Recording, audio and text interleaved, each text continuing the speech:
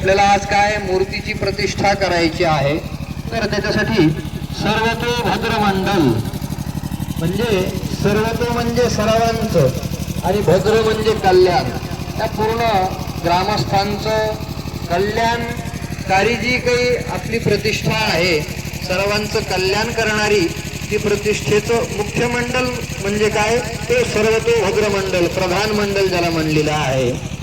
आपण त्या ठिकाणी त्याची प्राणप्रतिष्ठा करणार आहोत. त्याचबरोबर 4 नंबरला नवग्रह मंडल मांडलेलं आहे. आपल्या पत्रिकेमधले जे काही कालसर्प दोष असन, मंगळ दोष असन, राहू दोष असन, केतू दोष असन, त्या सगळ्या दोषाचं निवारण व्हावं.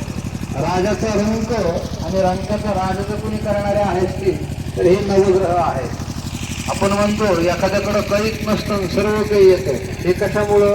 त्यावेळेस नवग्रहांची त्याला सानुकूलता प्राप्त होती, त्यावेळेस त्याला सगळं येऊन जातं. आणि एखाद्याकडं सगळं असतं शेवटला काहीच राहत नाही. ते म्हणजे काय, तर ग्रहांची दिशा बिघडली म्हणतो आपण, काहीतरी ग्रहमान खराब दिसतंय, साडेसाती लागली म्हणतो आहे, तर नवग्रहांचं पूजन करणार आहोत. त्याचबरोबर ईशान्याला रुद्रमंडल मांडलेलं आहे. रुद्र ईशान्यामध्ये आपण रुद्रांचं पूजन केलं म्हणजे महादेवाची पूजा करतो.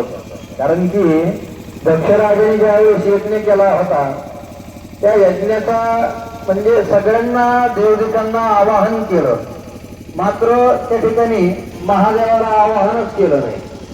मग अशा वेळेस महादेव त्या ठिकाणी आले, यज्ञाचा विध्वंस करून टाकला. मग सगळे देवदेव महादेवांना, महादेव म्हणजे काय की भोळा अवतार. मग सगळ्या देवदेवांनी महादेवाची प्रार्थना केली, म्हणे काय चुकलं आमचं? तर म्हणे माझं या ठिकाणी आवाहन नाही, सर्वांना बोलवलंय, मग मला कशामुळे नाही बोलवलं? महादेवांची क्षमा मागितली.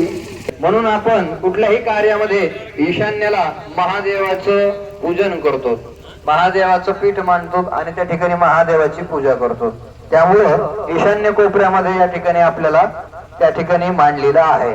त्याचबरोबर आता कुठलीही एक जोडी जी आहे ती सगळ्या देवांची प्रतिष्ठा करून घेईन. उरलेल्या 4 जोड्या आहेत, त्यांनी मूर्ती जवळ जायचं आहे. जवळ तांब्या, पंचामृत हे सगळं साहित्य घेऊन मूर्तीजवळ चौघांनी तुम्ही जायचं आहे. तुम्ही 1 जण जे आहेत त्या सगळ्या देवांची स्थापना करून घ्यायची. गुरुजी या ठिकाणी यांच्याकडून